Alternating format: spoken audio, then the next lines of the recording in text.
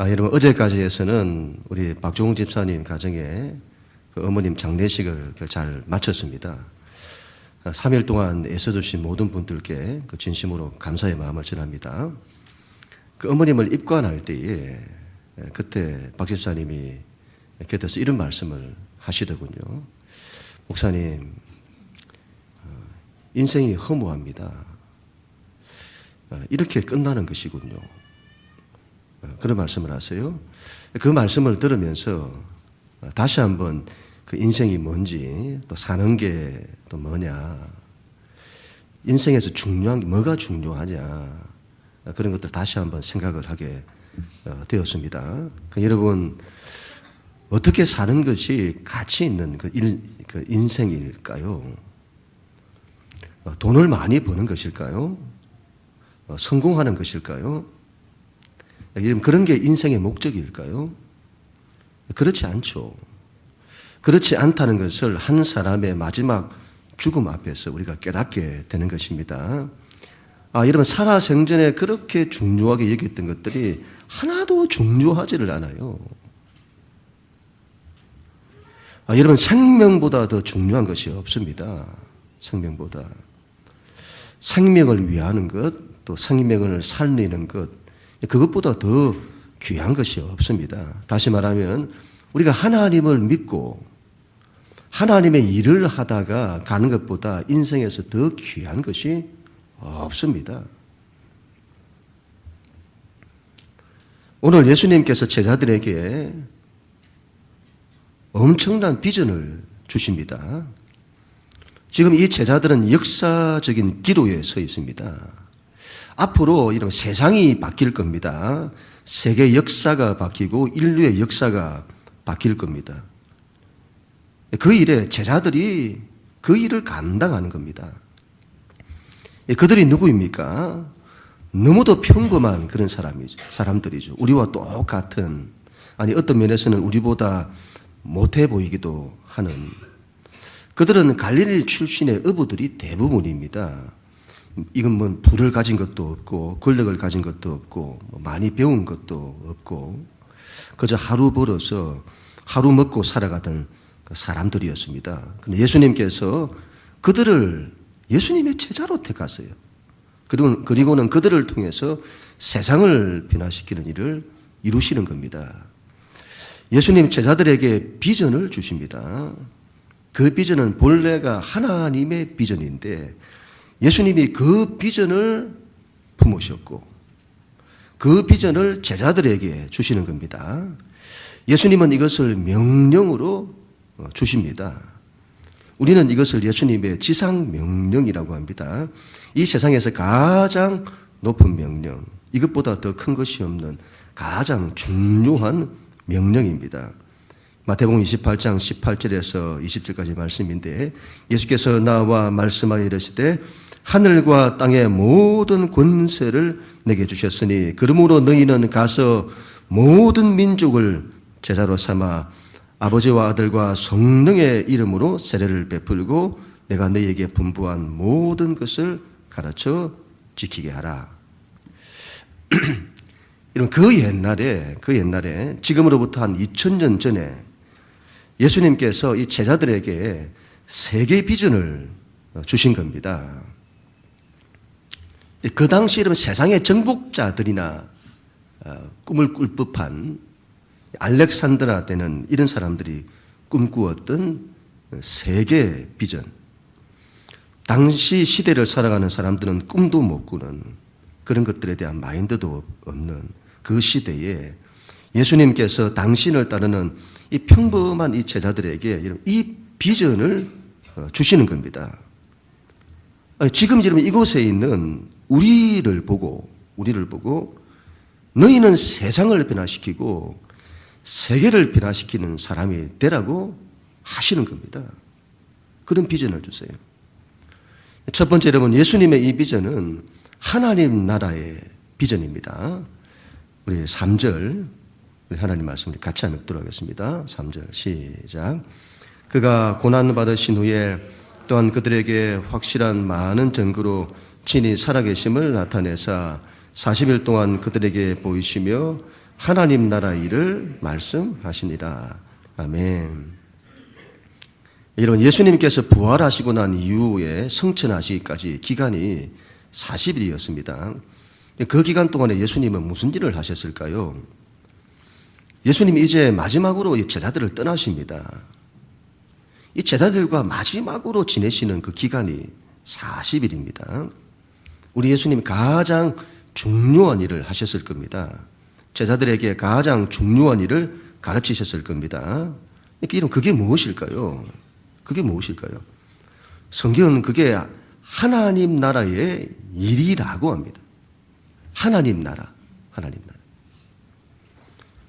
대체 이러면 그게 뭐라고 예수님 그걸 그렇게 강조하셨을까요? 우리가 듣기에는 이 하나님의 나라 이런 용어들이 너무 생소하잖아요. 무슨 뜬구름 잡는 것 같고. 인생에서 이러면 중요한 것이 얼마나 많습니까? 먹고 사는 일을 가르쳐 주셔야죠.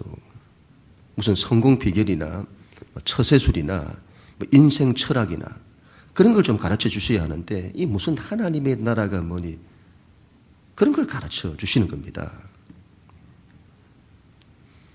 예수님에게 이게 너무도 중요한 겁니다.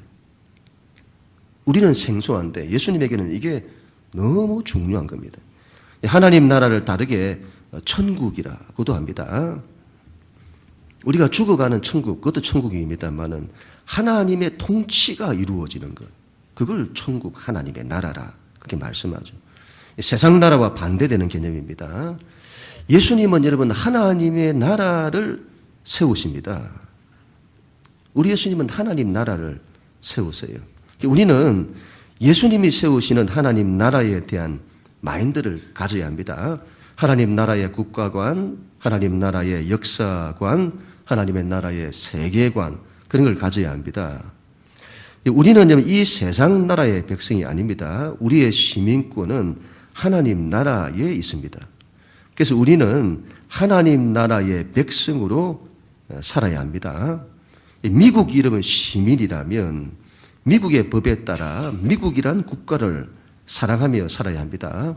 그와 같이 대한민국 시민은 대한민국이라는 법에 따라 대한민국이란 국가를 사랑하며 살아야 합니다.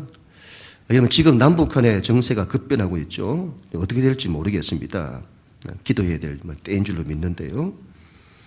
대한민국 백성이라면 여러분 이 나라가 잘 세워지기를 위해야 합니다. 그런 마인드를 가져야 합니다.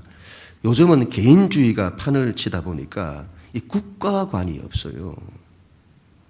국가관이 없어요. 이걸 반드시 회복해야 합니다. 그와 같이 우리는 하나님 나라의 시민입니다. 그래서 하나님 나라의 법에 따라 하나님 나라를 사랑하며 살아야 합니다. 하나님 나라의 백성은 하나님 나라가 잘 세워지기를 위해야 합니다. 하나님 나라에 대한 마인드를 가져야 합니다. 여러분, 예수님께서 왜 하나님 나라를 강조를 하셨을까요? 왜 그걸 강조를 하셨을까요? 여러분, 이건 우리 하나님의 역사 전체에 대한 하나님의 큰 뜻입니다. 하나님 나라는 하나님의 역사 전체의 비전이고 목적입니다. 우리는 하나님 나라에 대한 역사관이 있어야 합니다. 역사는 크게 두 가지로 나누는데 세상에 보편사가 있고 기독교의 구속사가 있습니다. 보편사는 우리가 늘 배웠던 세계사를 말하죠. 그와는 다른 구속사가 있습니다. 역사 전체를 하나님의 구원의 역사로 보는 겁니다. 역사에는 여러분 하나님의 뜻이 있습니다. 역사에는 하나님의 목적과 계획이 있습니다. 우리는 이것을 하나님의 꿈이라, 하나님의 비전이라고 합니다. 하나님의 역사는 결정론, 운명론이 아닙니다. 모든 것이 미리 짜여진 프로그램이 아닙니다. 하나님의 역사는 미리 짜여진 각본, 시나리오가 아닙니다. 우리가 그 배역을 하고 있는 것이 아닙니다. 역사는 하나님의 프로젝트입니다. 우리는 하나님의 역사를 프로젝트로 이해를 해야 합니다.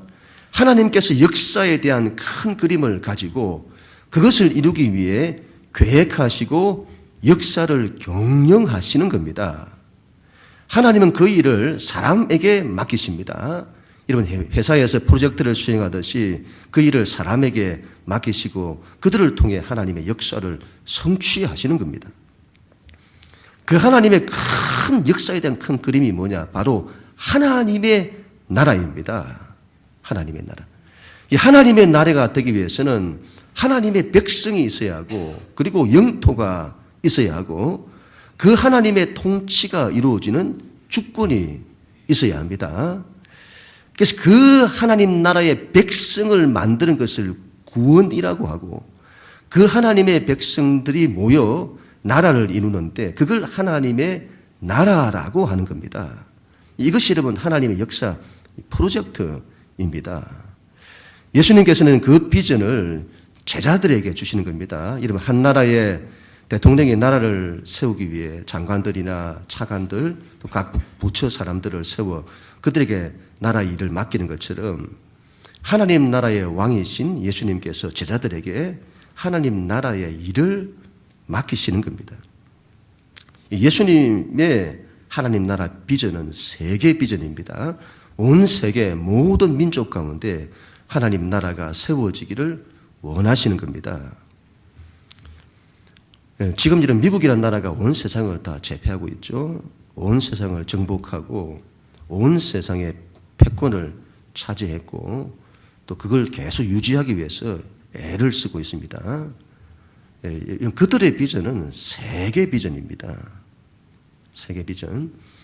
세상 나라도 세계 비전으로 갑니다. 그들이 이러면 세상을 정복하는 방법을 보면 전부 자본이죠. 금융 자본과 군사력입니다. 폭력성을 말하죠. 종교도 마찬가지입니다. 이슬람도 세계 비전, 전 세계를 이슬람화하겠다는 이슬람의 세계 비전을 향해 나아갑니다. 그들의 방법도 이슬람은 자본이잖아요. 자본과 칼, 폭력성이죠. 사회주의 비전도 마찬가지입니다. 지금 전 세계가 좌클릭되어 있다고 해요. 사회주의는 역사 속에서 이미 검증되었습니다. 무너졌죠. 그러나 사회주의는 여전히 살아서 그 큰 힘을 행사하고 있습니다. 프랑크푸르트 학파라고 하는데 신좌파 운동의 등장으로 사회주의는 물리적인 혁명이 아닌 문화혁명이라는 새로운 옷을 입고 지금도 전 세계에 막강한 힘을 행사하고 있습니다. 그들의 비전도 세계 비전입니다. 그들의 방법도 근본에 들어가면 자본이죠. 자본의 분배에 의존하고 폭력성에 의존합니다. 혁명이잖아요. 자본주의도 마찬가지입니다. 전 세계를 단일 시장으로. 세계 비전이죠. 세계 비전. 그리고 그 방법도 자본주의, 생존, 경쟁을 자기가 살기 위해서 남을 죽이는 폭력성이죠. 지금 세상은 지금 전부 세계 비전으로 나아가고 있습니다. 정치와 종교와 이데올로기 할 것 없이 전부 세계 비전으로 가고 있죠. 기독교는 여러분 그 옛날부터 예수님께서 세계 비전을 주셨습니다. 기독교는 사랑의 종교입니다. 십자가의 종교입니다. 기독교는 세상의 폭력성을 단호히 거부해야 합니다. 기독교는 기독교의 세상을 살리는 방식은 사랑과 십자가입니다. 우리는 예수 그리스도의 십자가 사랑만이 세상을 살리는 유일한 길임을 믿습니다. 제가 여러 번 강조합니다만 우리는 이 예수님의 십자가를 약하게 바라보면 안 됩니다. 이건 강력한 능력입니다. 이것보다 더 큰 능력이 없습니다. 이런 모든 걸 다 살린다고 하잖아요. 이건 살리는 능력입니다. 예수님께서 이 세상을 살리는 일을 우리에게 맡기시는 겁니다. 다른 정치와 종교와 이데올로기로 세상을 살릴 수 없습니다. 그들은 그 폭력성으로 무너질 것입니다. 오직 십자가의 길만이 세상을 구원할 것입니다. 우리는 예수님이 우리에게 주신 이 하나님 나라의 비전을 위해 헌신해야 합니다. 여러분, 이 일이 얼마나 중요한가 하면 우리는 이걸 중요하게 여기지를 않아요. 예수님은 이걸 제일 중요하게 여겼어요. 이게 얼마나 중요한가 하면 예수님께서 마지막으로 제자들에게 가르치신 것이 전부 이 하나님 나라의 일들인 겁니다. 너희가 이 비전으로 일어서야 한다. 너희가 이 비전에 헌신해야 한다. 온 세상 모든 영혼들을 사랑하고 그들을 살리기 위해 너희가 십자가의 길을 가는. 그래서 우리 하나님의 이 사랑의 통치가 온 세상 가운데 이루어지는 그 하나님의 나라. 그걸 위해서 너희가 쓰임받는, 이것만큼 인생에서 가치 있는 일이 없다는 것입니다. 두 번째로 여러분, 이 하나님의 나라의 일은 오직 성령으로만 가능합니다. 4절부터 5절 말씀인데 우리 같이 한번 읽습니다. 시작. 사도와 함께 모이사 그들에게 분부하여 이르시되 예루살렘을 떠나지 말고 내게서 들은 바 아버지께서 약속하신 것을 기다리라. 요한은 물로 세례를 베풀으시나 너희는 몇 날이 못되어 성령으로 세례를 받으리라 하셨느니라. 아멘.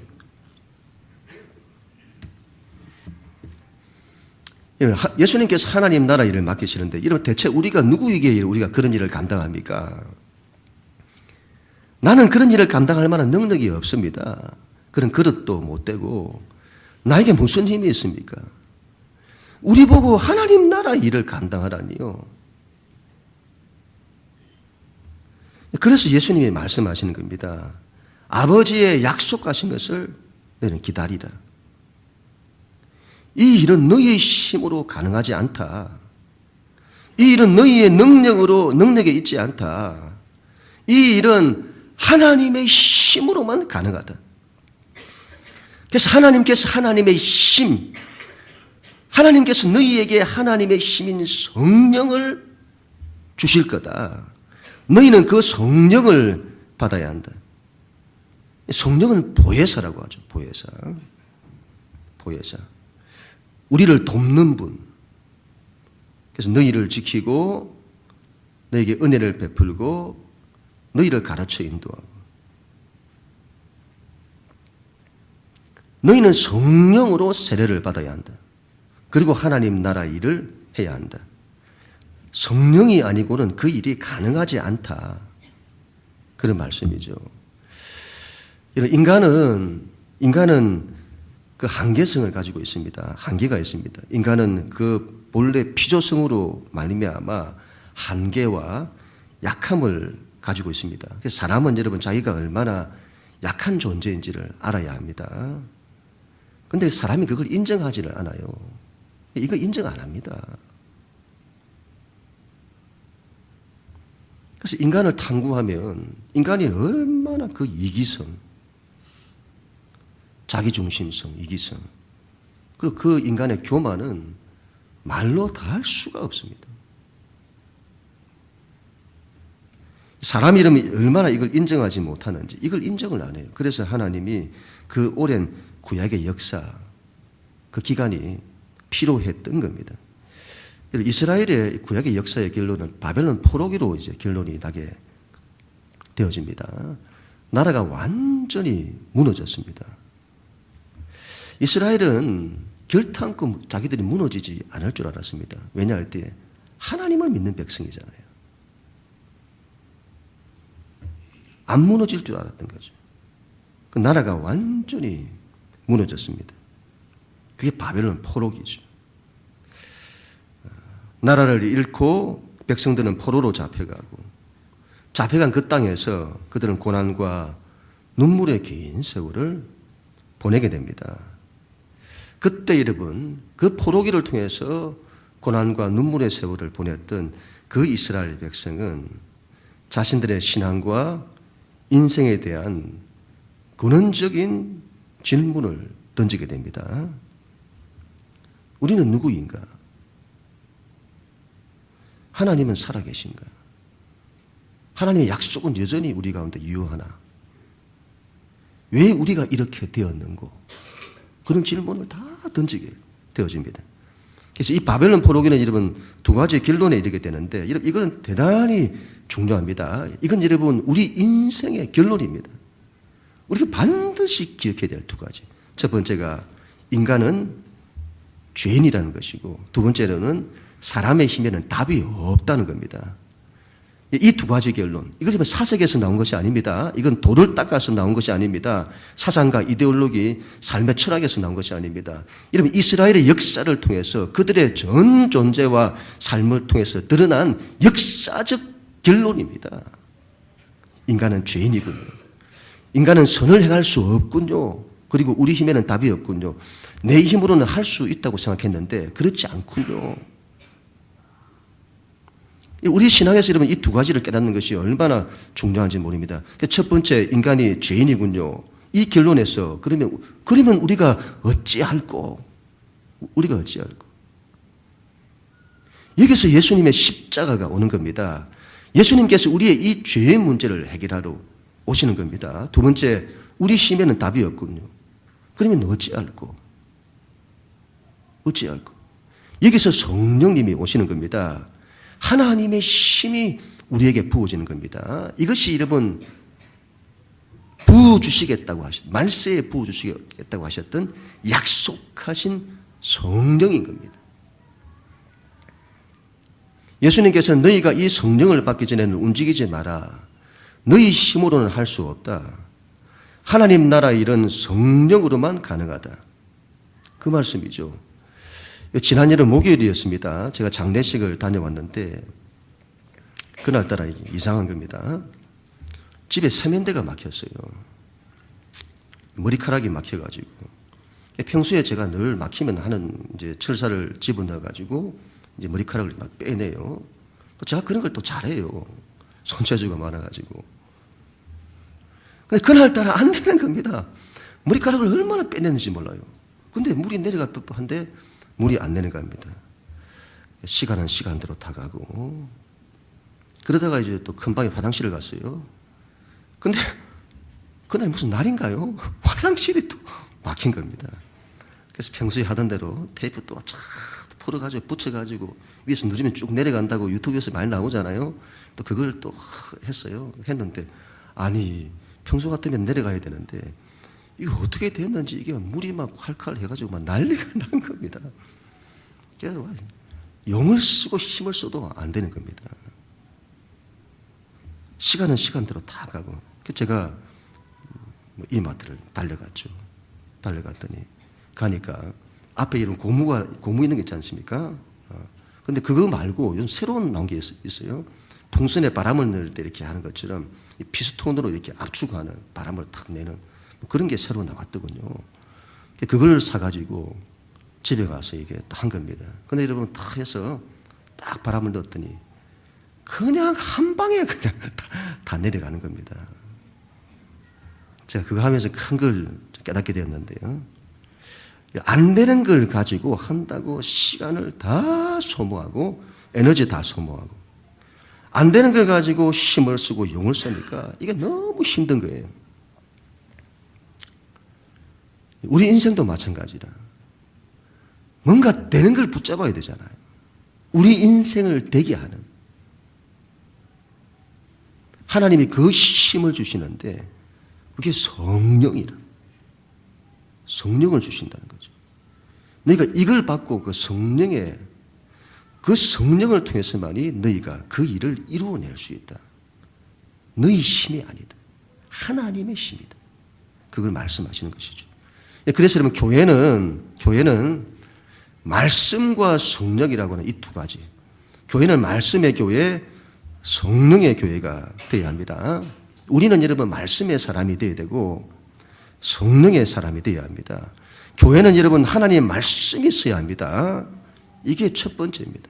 가장 우선이고 하나님의 말씀이 있어야 됩니다. 그리고 하나님의 말씀이 실제가 되어야 됩니다. 하나님의 말씀은 여러분 관념이 되면 안 됩니다. 우리 머릿속에서만 맴도는 말씀이 되면 안 되고 하나님의 말씀은 실제 우리의 전 존재와 삶이 되어야 된다 이 말이죠.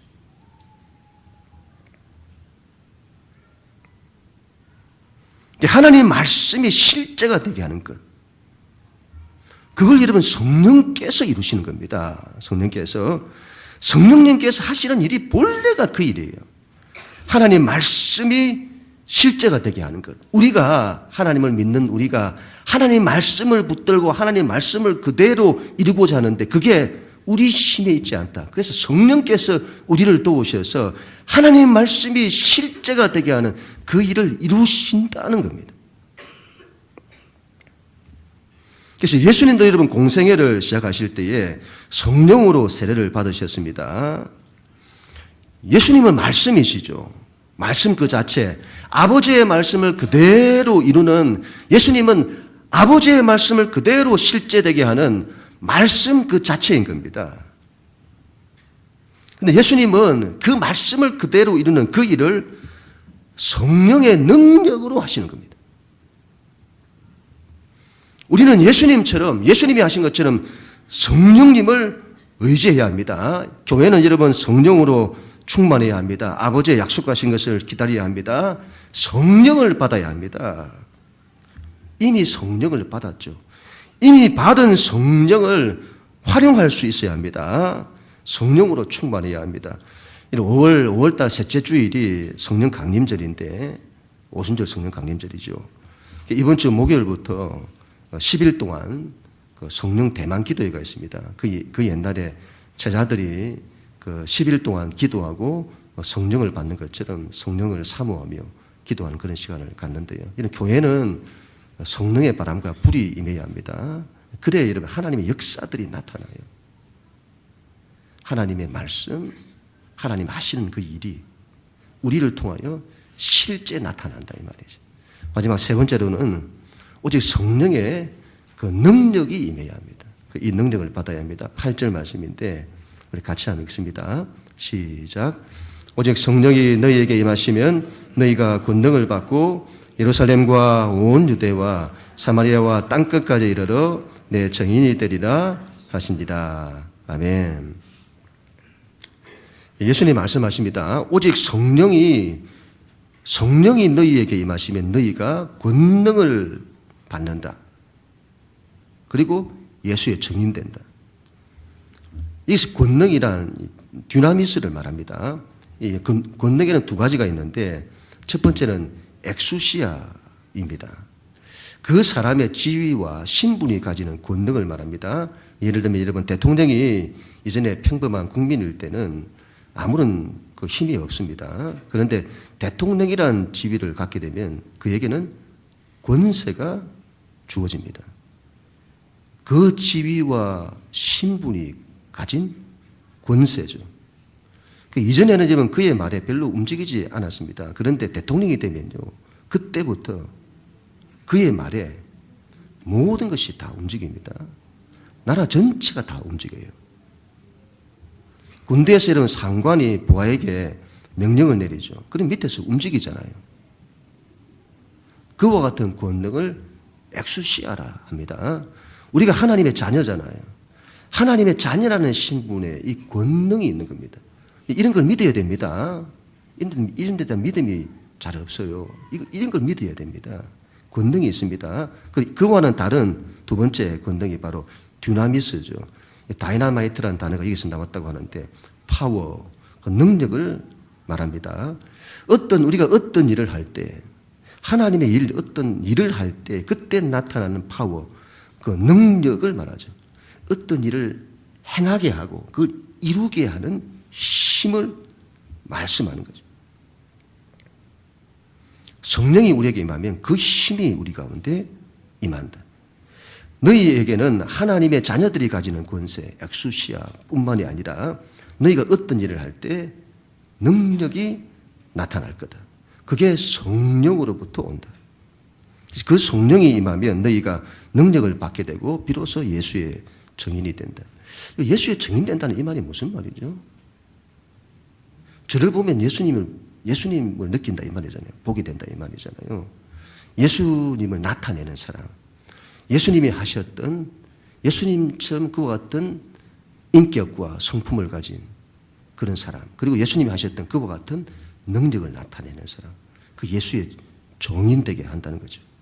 우리는 여기에 대한 믿음이 있어야겠습니다. 우리는 여러분 하나님을 활용할 수 있어야겠습니다. 시작했습니다. 우리가 예수님을 믿는다고 하는데 이 예수님을 믿는다는 것이 얼마나 이러면 엄청난 것인가 하면 예수님을 믿으면 하나님을 우리에게 주세요. 하나님을. 예수님은 우리에게 하나님을 얻게 하시는 겁니다. 하나님을 얻게 하세요. 하나님을 얻는다는 것이 얼마나 놀라운 사실인지 이건 세상의 전부를 다 얻은 겁니다. 전부를 다 얻었어요. 이러면 우리는. 그 이상이 없는. 문제는 우리가 그 하나님을 활용하지 못하는 겁니다. 하나님의 영이신 성령님을 우리에게 주셨습니다. 예수님에게 있었던 그 성령님을 우리에게도 똑같이 주신 겁니다. 그 성령님을 능력이라고 하는데 그러면 그렇다면 그 능력을 활용할 수 있어야 되는데 예수님은 그걸 아시잖아요. 그 능력을 활용하시잖아요. 그런데 우리는 그걸 모르는 겁니다. 이런 몇 번 말씀을 드렸습니다만 이걸 어떻게 이러면 이해를 해야 될까요? 그래서 이 최신 여러분 스마트폰을 주신 겁니다. 최신 스마트폰을 주신 겁니다.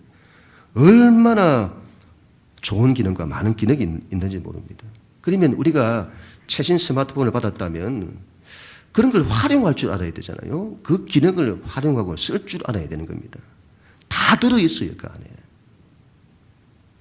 그런데 우리가 그걸 못 하잖아요. 그리고는 자꾸 왜 이런 걸 안 주냐고 말하잖아요. 하나님 자신을 주셨다니까요. 성령님을 주신 겁니다. 다 주신 거예요. 문제는 우리가 활용해야 되는데 활용을 안 해요. 그리고는 자꾸 왜 그런 걸 안 주시냐고 말한다 이 말이죠. 하나님이 이런 우리의 도구는 아닙니다만은 하나님은 도구로 써서는 안 됩니다. 그런데 하나님이 주신 바를 가지고 하나님의 뜻을 이루는 이 일에 하나님을 활용할 수 있어야 되겠습니다. 제가 이걸 어떻게 이걸 이해할 수 있을까 하는 여러 가지 고민을 하다가 이런 말들을 좀 제가 만들어 봤습니다만 맥시마이징이라는 이런 말이 있잖아요. 하나님을 맥시마이징 해야 된다. 극대화해야 한다. 극대화. 그리고 액티베이팅이라고 하는 액티베이팅.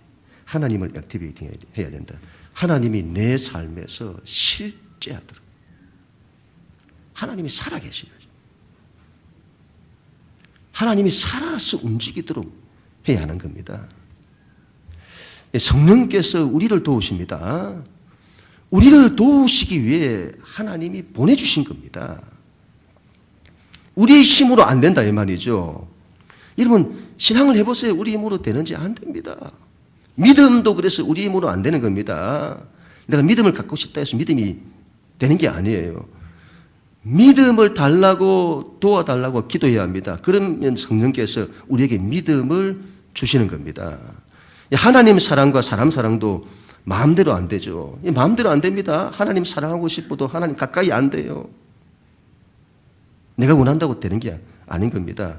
도와달라고 해야 하는 겁니다. 그러면 성령께서 오셔서 도와주시는 겁니다. 하나님을 가까이 하도록 해주시고 하나님을 더 이해하도록 해주시고 사람을 더 사랑할 수 있도록 해주시는 것입니다.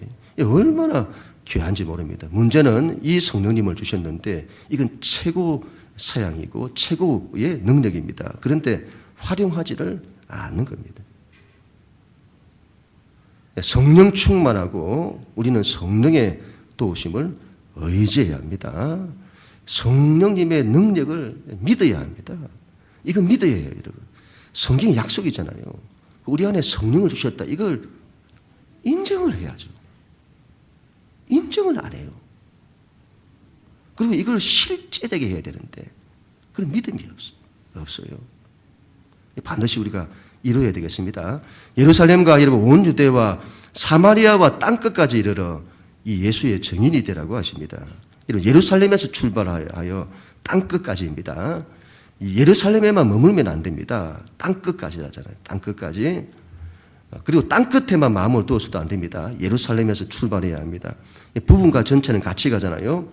부분에 집중하면 전체를 잃어버리고 전체에 집중하면 부분을 잃어버립니다.